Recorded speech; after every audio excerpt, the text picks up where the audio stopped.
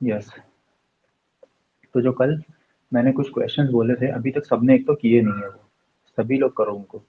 ठीक है, ताकि एटलीस्ट आपको ये तो पता लगे कि सॉल्व करना कैसे है क्वेश्चंस को। ठीक है, प्रॉब्लम आएगी तो पूछिएगा फिर। ठीक। तो जो क्वेश्चंस थे उसमें डोमेन फाइंड आउट करनी थी बस, और कुछ तो करना नहीं था। ठीक है। अब जो डोमेन फाइंड करनी थी हमें क्वेश्चंस की, इनवर्स ट्रिग्नोमेट्रिक फंक्शंस की, तो वहाँ पे कुछ स्टूडेंट्स ने जैसे मुझे सॉल्यूशन भेजे थे सॉल्व करने के बाद में, तो कुछ के सही थे, कुछ के में थोड़ी सी मिस्टेक थी, कुछ में यूनियन और इंटरसेक्शन की मिस्टेक थी। कि आपको आई थिंक अभी ये डाउट है कि कब हमें यूनियन अप्लाई करना होता है, कब हमें इंटरसेक्शन लिखना होता है डोमेन के लिए जो इंटरवल्स हमें मिलते हैं उनके। ठीक है। तो ऑलवेज रिमेंबर, अगर हम बात करें कि कोई एक फंक्शन के डोमेन फाइंड आउट कर रहे हैं, ठीक, केवल एक ही अगर फंक्शन है, केवल सिंगल फंक्शन, जैसे एग्जांपल के लिए था कॉसेक इनवर्स एक्स या सेक इनवर्स एक्स। ठीक है। इनकी डोमेन में तो आता है क्या, मॉड्यूलस आता है ना। हम modulus x greater than equal to 1 लिखते हैं, उसके बाद में दो केस अराइज हो जाते हैं, फर्स्ट केस और सेकंड केस। तो इन दो केस का जो रिजल्ट आएगा वो बनेगा यूनियन। यहाँ यूनियन क्यों लगाया, क्योंकि फंक्शन एक है और दोनों पॉसिबिलिटी मीन्स केस वन और केस टू। यहाँ पे और आ रहा है ना, आप इसको ऐसे समझा करो कि केस जब दो बन जाते हैं तो केस वन और केस टू बोला जाता है, case one and case two कभी नहीं बोला जाएगा कि ये भी केस है साथ साथ, या फिर ये केस, ऐसे लिखते हैं ना हम कि आइदर दिस केस और दिस केस। तो और आने का मतलब है यूनियन। एंड कब आएगा, जब दो फंक्शन एक साथ दिए हो सम में या एडिशन, मतलब एडिशन या सब्ट्रैक्शन के फॉर्म में या प्रोडक्ट के फॉर्म में, अगर दो फंक्शंस का प्रोडक्ट लिखा है या एल्जेब्रिक की तरह से लिखे हुए हैं, तो हमें इंटरसेक्शन करना है डोमेन के इंटरवल्स का, याद रखिए इस बात को। ठीक है, समझ में आई बात। तो अब जैसे मैंने एक क्वेश्चन ये लिखा हुआ था, साइन इनवर्स 2x, एक क्वेश्चन था ना, sine inverse 2x plus sine inverse x find domain.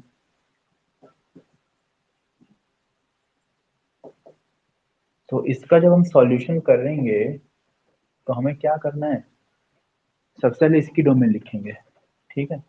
तो आपको इसकी डोमेन लिखते हैं, तो domain of sine inverse x क्या हो जाती है,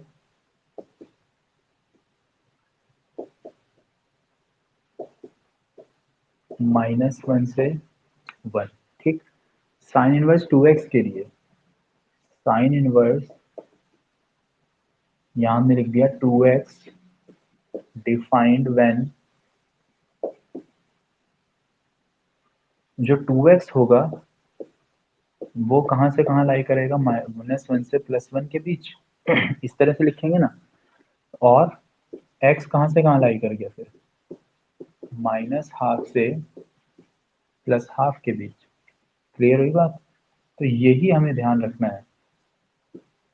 तो अगर हम इसका इंटरवल लिखेंगे तो ये क्या आ जाएगा, -12 से हाफ और ये -1 से 1। अब देखो ध्यान से, क्योंकि अब यहाँ पे प्लस लगा हुआ है तो यानी दो फंक्शंस को ऐड किया गया था। तो अब इसकी जो डोमेन आ जाएगी, एफ एक्स है ये, now domain of F x, इसको एफ एक्स मान लेते हैं। तो वो क्या हो जाएगा, ये इंटरवल जो है -12 से हाफ, और दूसरा इंटरवल है ये, इन दोनों का किया जाएगा इंटरसेक्शन। ठीक। अब जरा इसका इंटरसेक्शन अगर हम करके देखें नंबर लाइन में,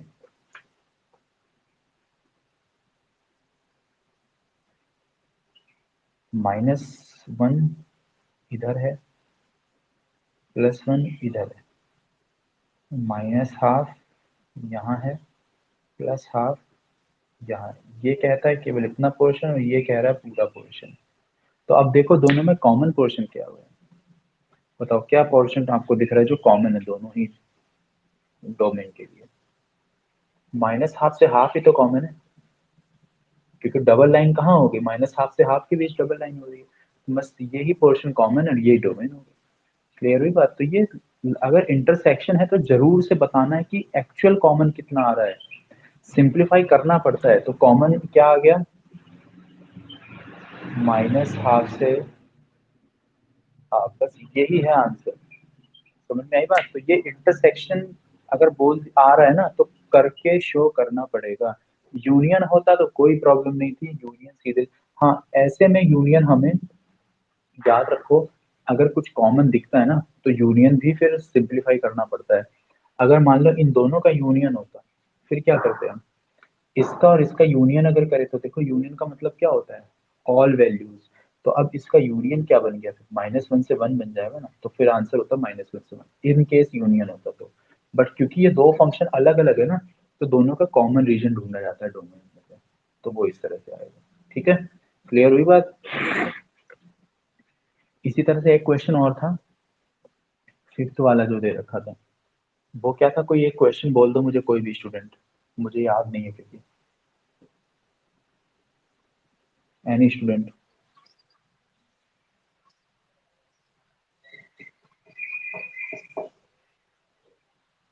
कॉसेक इनवर्स 2x।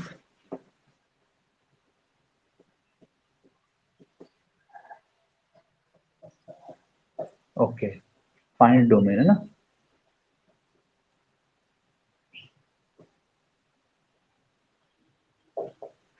अब इस फंक्शन की डोमेन चाहिए हमें। ये फंक्शन कब डिफाइन होगा तो लिख देते हैं हम सॉल्यूशन जब हम करेंगे। cosec inverse 2x is defined when 2 mod 2x is greater than equal to 1, ऐसे। ठीक, इसको करेंगे सिंप्लीफाई। तो +-2x is greater than equals to 1, correct. अब एक केस हमारा हो जाएगा जब x ग्रेटर देन 1, ठीक है ना। Now case 1, 2x greater than equals to 1 और x greater than equals to 1/2। ठीक है, तो ये हमें ग्रेटर देन इक्वल टू 1/2 मिल गया, इतना ही छोड़ देंगे। केस 2 क्या हो जाएगा इसका, -2x greater than equals to 1 और क्योंकि अब x नेगेटिव है तो नेगेटिव होने से क्या हो जाएगा, इसका सिंबल चेंज हो जाएगा। तो क्या बन जाएगा ये, x less than equals to -1/2। ये मिल गया हमें दो केस। ठीक, अब हम इसकी डोमेन फाइंड करेंगे। तो नाउ sec इनवर्स 1 - 2x, अच्छा। तो sec inverse 1 - 2x is defined when, इसमें भी मॉड में ये चीज greater than equals to 1, mod 1 - 2x is greater than equals to 1, right. इस तरह से हम इसको लिख देंगे सेकंड इनवर्स वाले टाइप को। अब यहाँ से दो केस, अच्छा 1 - x है, ठीक है, 1 - x, करेक्ट। अगेन दो केस, तो 1 - x मतलब +-1 - x greater than equals to 1। Now case 1 क्या हो जाएगा, positive, means 1 - x greater than equals to 1 और क्या आ गया, माइनस का x, 1 तो 0 हो गया, -x greater than equals to 0, minus हटाएंगे तो x less than equals to 0 हो जाएगा, मतलब ये वैल्यू मिल जाएगी। ठीक, केस 2,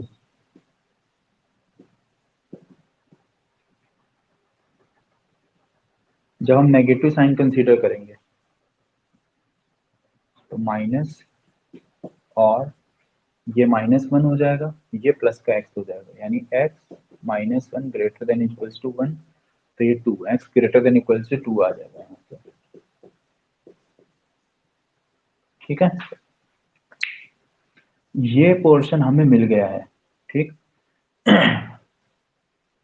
अब इसका इंटरसेक्शन करना है केस, मतलब ये सॉरी हाँ, अब ओवरऑल इसका इंटरसेक्शन किया जाएगा, इसके रिजल्ट का और इसके रिजल्ट का। ठीक है, क्योंकि फाइनल आपको लिखना है।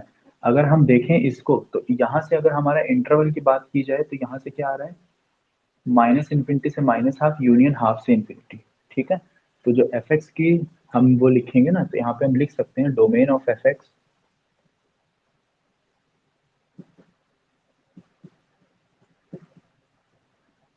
देखो ये इंटरवल है माइनस हाफ, माइनस इन्फिनिटी से माइनस हाफ, क्योंकि स्मॉल वैल्यूज है ना तो इससे पीछे की सारी पहले आगे वाली सारी वैल्यूज होंगी।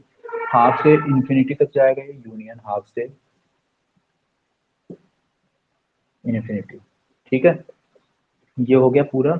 इसको एक ब्रैकेट में लिख दो ऐसे करके, ये कोई सेट को रिप्रेजेंट नहीं करता है। ठीक है, ये केवल मैंने ब्रैकेट लगाया तो ये कंफ्यूज मत होना। और फिर इंटरसेक्शन लगेगा इन दो इंटरवल्स के लिए। ठीक, तो यहाँ से जो इंटरवल आ रहा है वो क्या आ रहा है, minus infinity to zero union two से ग्रेटर है ना, तो टू से इन्फिनिटी तक, तो टू से, करेक्ट। ये केवल तुम्हें मैंने समझाने के लिए कि यहाँ से दो इंटरवल जो आए हैं वो, यहाँ से जो दो इंटरवल आए हैं वो, इस दोनों का यूनियन, क्योंकि ये दोनों के एक ही केस है तो केस वन और केस टू बोलते हैं हम। और लिख लिया करो चाहते मेरी, और केस टू और केस टू, तो और है यूनियन। अब क्योंकि दोनों एक ही क्वेश्चन है ना, तो एक ही क्वेश्चन के लिए हमें देखनी है कंबाइंड डोमेन, मतलब कंबाइंड वैल्यूज ऑफ एक्स, मतलब कॉमन वैल्यूज ऑफ एक्स। तो कॉमन वैल्यू अब हमें फाइंड करनी पड़ेगी। अब बनाएंगे नंबर लाइन,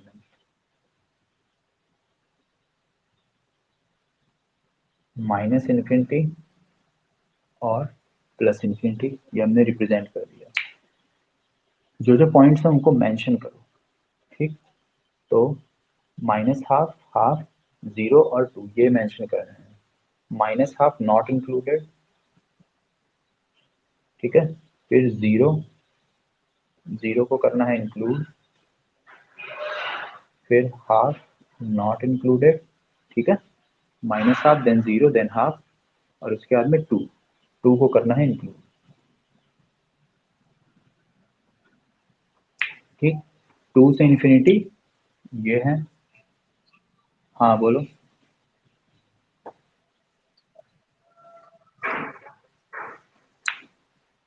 अच्छा हाँ सॉरी।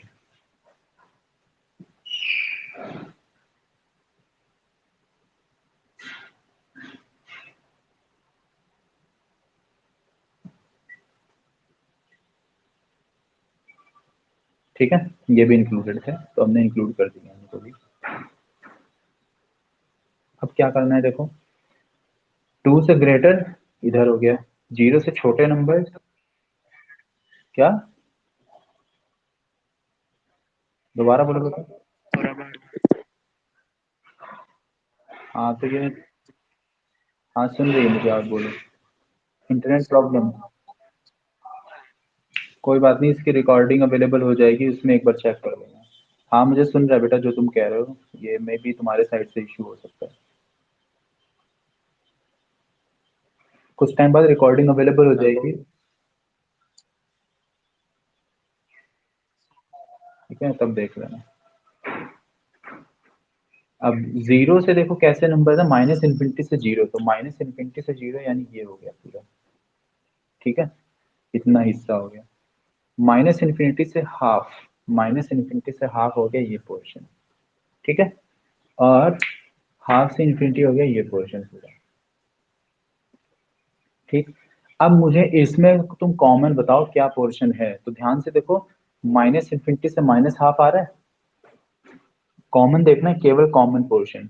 तो कॉमन क्या हुआ, minus infinity to minus half, ये हो गया कॉमन। और इधर से कॉमन क्या है, टू से इन्फिनिटी,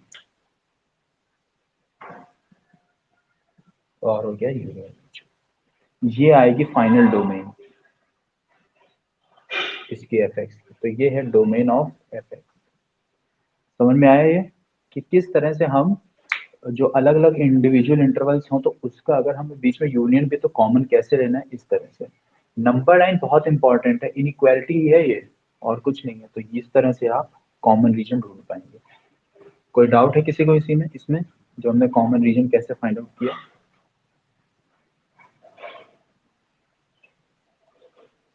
एनीवन, एनी डाउट? हाँ बोलो। किसका? टेन थीटा का केस? नहीं समझ पाया, दोबारा से बोलो।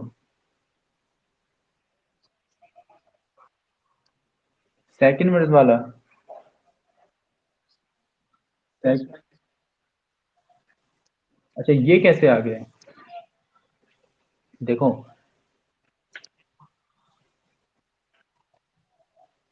क्या लगा है यहाँ, माइनस लगा हुआ है ब्रैकेट के बाहर।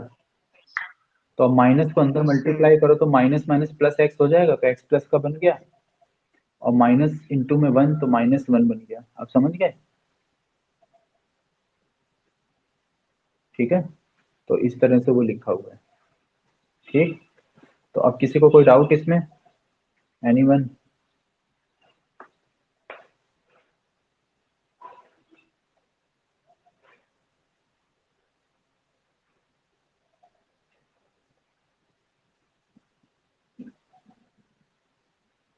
ठीक है, ओके हो गया ये तो।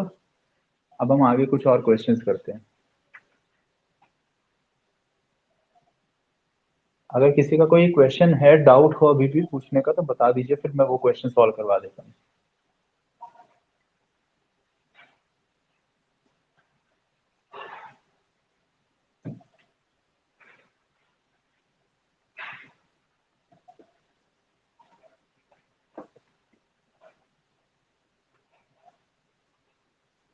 अब आगे कुछ क्वेश्चंस हैं, वो करते हैं किस तरह से करने हैं।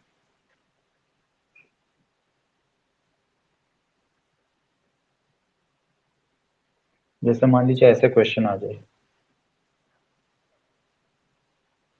Sign pi by six minus sine inverse minus root three by two. ठीक है, इस तरह से क्वेश्चन पूछ लिया गया, तो बिल्कुल भी प्रॉब्लम नहीं आनी चाहिए। आपको समझना है बस कि क्या पूछा गया, किस तरह से। Sine pi by six minus sine inverse minus root three by two. ठीक है ना, ये क्वेश्चन लिखा हुआ है। तो इस क्वेश्चन में साइन, ये कोई ना कोई एंगल है, इसको आपको सॉल्व करना पड़ेगा। तो इसकी प्रिंसिपल वैल्यू फाइंड करनी पड़ेगी। इसकी प्रिंसिपल वैल्यू फाइंड आउट करो और यहाँ पुट कर दो। समझ में आ रहा है? तो हम सबसे पहले प्रिंसिपल वैल्यू इसकी फाइंड आउट कर लेते हैं। ठीक है, कितनी आ जाएगी वो, तो हम यहीं पे लिखेंगे इसी में ही। Sine pi by six minus sine inverse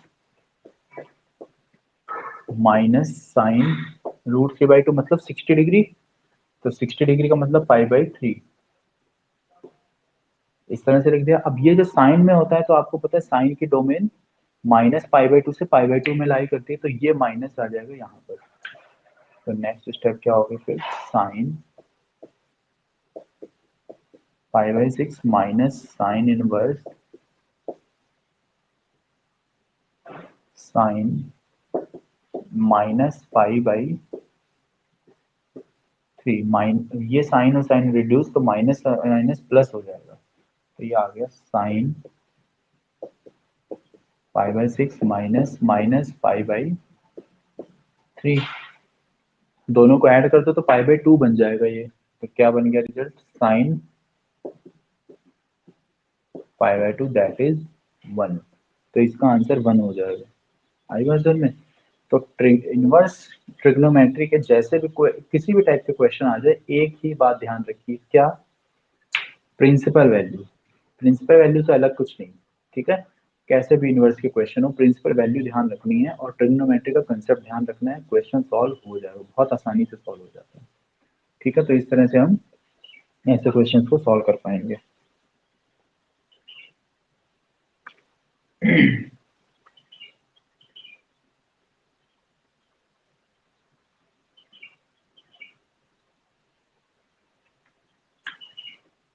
ठीक है, ये चीज क्लियर हुई। फिर हम एक और क्वेश्चन कर रहे हैं अभी।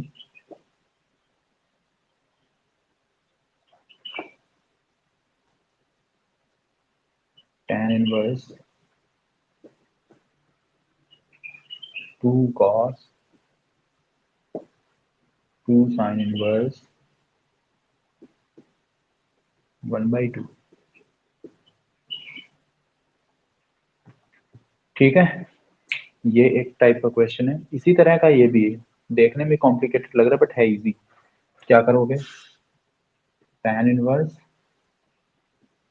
2 cos 2 sin इनवर्स,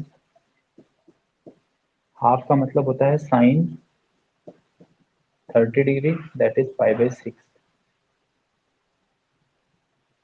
ठीक, ये रिड्यूस हो गया तो 5/6 ही बच जाएगा केवल। तो क्या बच गया, tan इनवर्स 2 cos 2 और 5/6। ठीक है, 2 इंटू 5/6 क्या बचा, 5/3। तो नेक्स्ट स्टेप होगी tan इनवर्स 2 cos 5/3। और cos 5/3 मतलब cos 60 डिग्री, cos 60 होता है 1/2। तो ये नेक्स्ट स्टेप में आ जाएगा tan inverse 2 into 1/2, that is tan inverse 1। और tan थीटा की वैल्यू 1 कब होती है, 5/4 पे।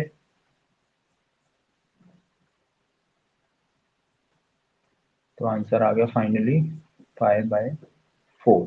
बस, सिंपल। ठीक है, तो इनवर्स ट्रिगो के जो क्वेश्चन है वो इस तरह से सॉल्व होंगे। प्रिंसिपल वैल्यू का कंसेप्ट मत भूलना, और ट्रिग्नोमेट्रिक जो एंगल्स वगैरह हैं उनकी वैल्यू मत भूलना। ये दो चीजें याद रखोगे तो बहुत इजी है क्वेश्चन को सॉल्व करना। ठीक है, क्लियर हुए ऐसे क्वेश्चन सॉल्व किस तरह से करोगे। आपकी जो बुक है एलिमेंट्स वाली, उसमें क्वेश्चन गिवन है। फर्स्ट एक्सरसाइज का एक भी क्वेश्चन मत छोड़ना, एक भी क्वेश्चन, सारे करने हैं आपको, याद रखिएगा।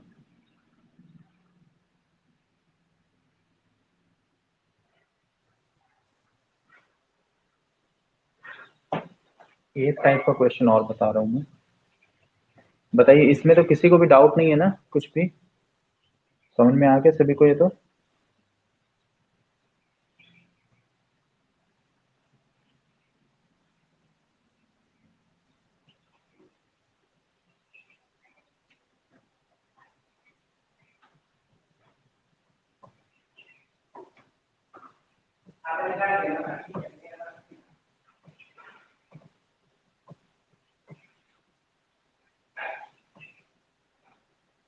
ठीक, नेक्स्ट देखते हैं अब। थोड़ा सा चेंजिंग होगी इस तरह से।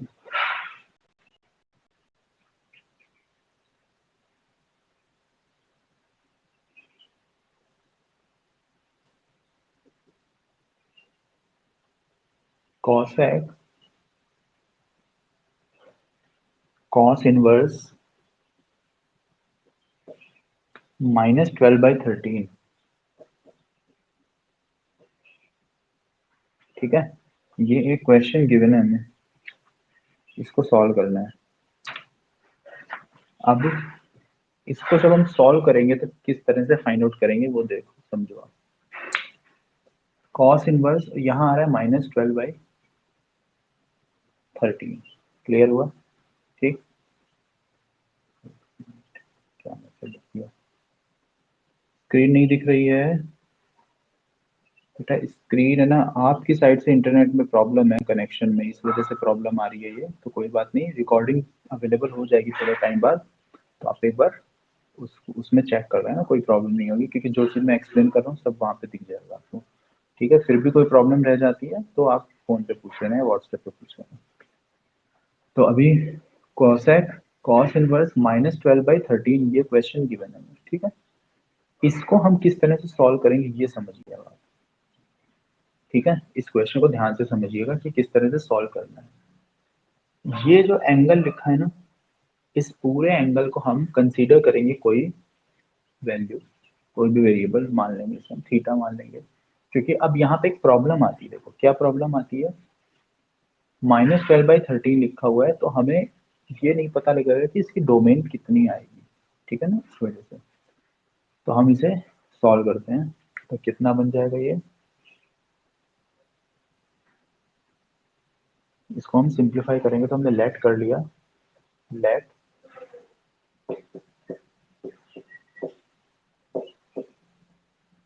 cos inverse minus 12/13 equals to theta. ठीक है, ये हमने थीटा लेट कर लिया है और इसे इक्वेशन 1 कंसीडर कर ली थी। ठीक, तो अब हमें फाइंड क्या करना है, नाउ टू फाइंड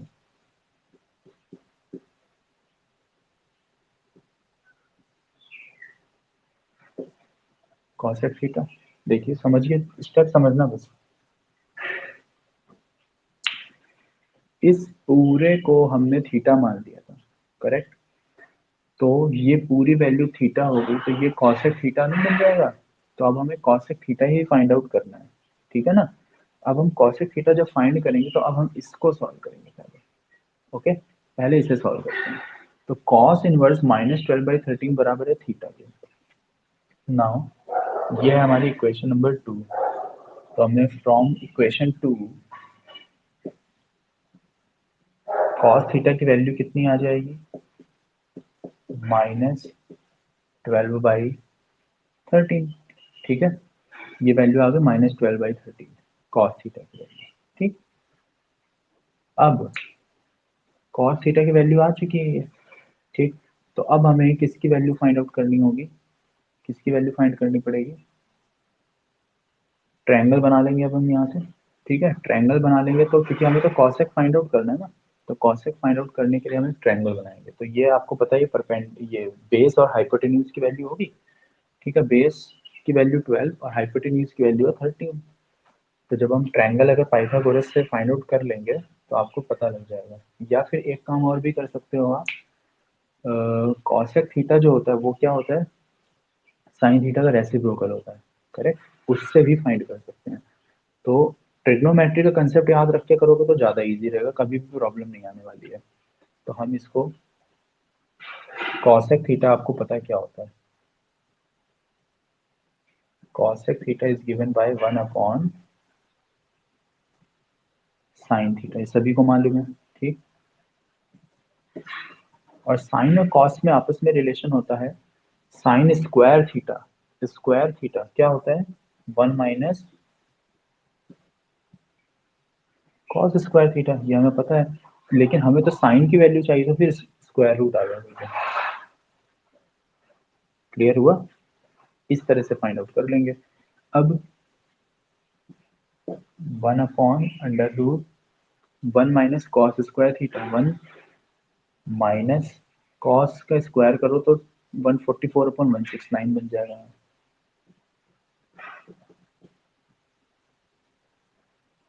ठीक है, सॉल्व कर दीजिए,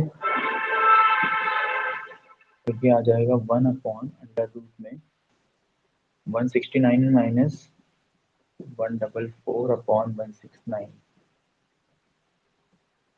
169 में 144 माइनस करें 25 बच जाना है, और ये ऊपर आके 13 हो गया अपॉन √25। तो √25 मतलब 5। तो ये वैल्यू आ गई कॉसेक थीटा की। तो कॉसेक थीटा का आंसर आ गया 13/5। एक तरीका तो ये है, ठीक है, ये है एक तरीका जिसमें मैं आइडेंटिटीज का ही यूज करके किया केवल। दूसरा तरीका और करके हम लिखते हैं, कोई एक तरीके से करना, दोनों मत करके चले आना, आ जाते हैं ऐसे क्वेश्चन। तो दूसरे तरीके में जो हमारी इक्वेशन 2 है ना, फ्रॉम 2 के बाद से हम कर रहे हैं, कॉस थीटा की वैल्यू -12/13, हमने एक ट्रायंगल बना दिया, यहाँ लिख दिया थीटा, क्योंकि एंगल थीटा है। अब ये एंगल अगर थीटा है तो कॉस थीटा 12/13, 12 का मतलब क्या हुआ, बेस, और ये हाइपोटेन्यूज। पाइथागोरस से परपेंडिकुलर फाइंड करेंगे तो आ जाएगा 5, करेक्ट, इतना ही आएगा। ठीक, अब एक बात ध्यान रखना हमेशा, ये जो माइनस लगा हुआ है ना, इससे कंफ्यूज मत होना। ठीक है, हमने यहाँ पे मैग्नीट्यूड लिखा है साइड्स का। ठीक है, तो अगर हम बात करें हाइपोटेन्यूज की, तो हाइपोटेन्यूज कभी भी नेगेटिव नहीं हो सकती साइड। वैसे तो तीनों ही साइड नेगेटिव नहीं होंगी, वो तो हमें यहाँ पे केवल लिखना था, वो लिख दिया गया है, कोई बात नहीं। अब क्या करोगे आप, कॉसेक थीटा, इस ट्रायंगल से अगर हम देखें, एबीसी मान लेते हैं इसको हम, तो from in triangle ABC cosec theta की वैल्यू क्या हो जाएगी, कॉसेक थीटा किसका रेसिप्रोकल, साइन थीटा का। साइन थीटा का मतलब परपेंडिकुलर अपॉन हाइपोटेन्यूज, मतलब हाइपोटेन्यूज अपॉन परपेंडिकुलर। हाइपोटेन्यूज मतलब ए बी, परपेंडिकुलर मतलब बी सी, दैट इज 13/5।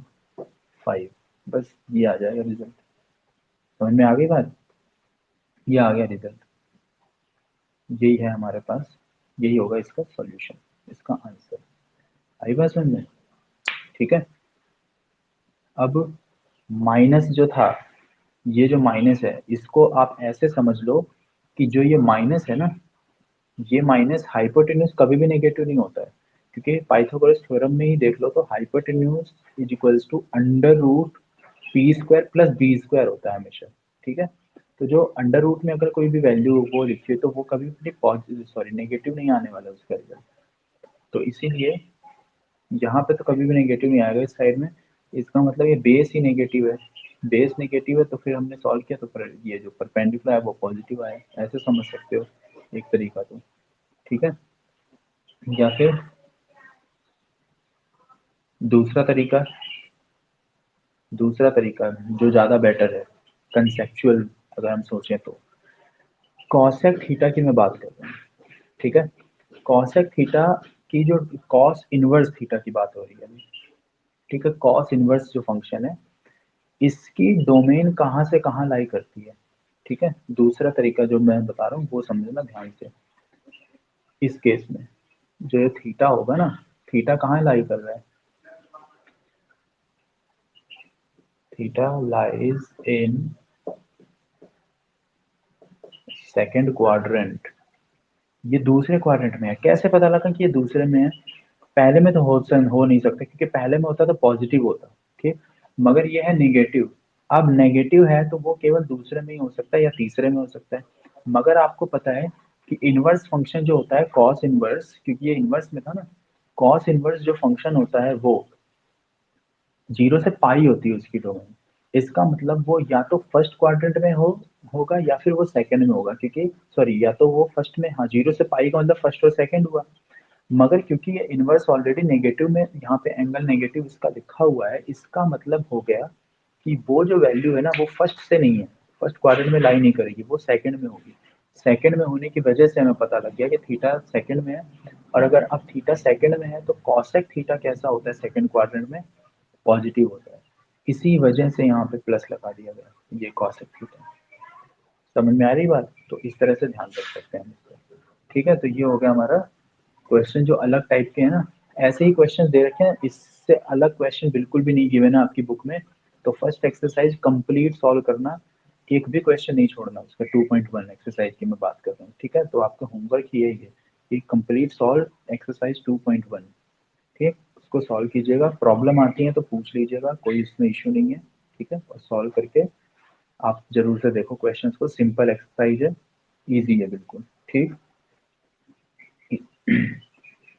अभी किसी को डाउट है इसमें, तो कोई डाउट है नहीं, सेकंड क्वाड्रेंट समझ में भी आ गया, ठीक।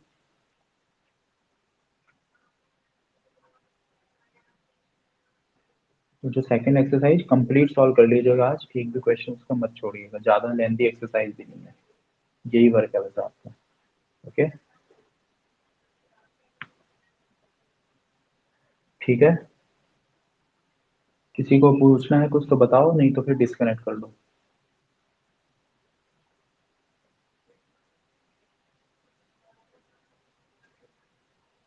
अगर कोई स्टूडेंट को कोई डाउट पूछना है अभी तो पूछ लीजिए, अदरवाइज डिस्कनेक्ट कर लीजिए।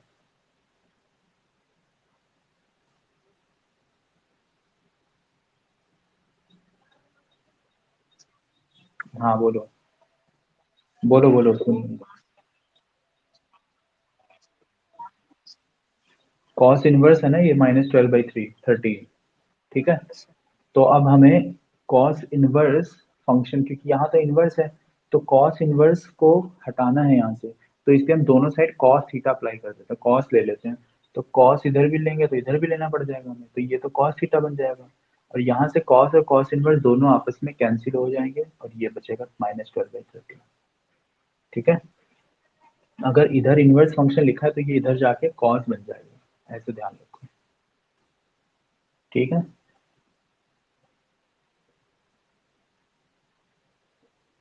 और कुछ?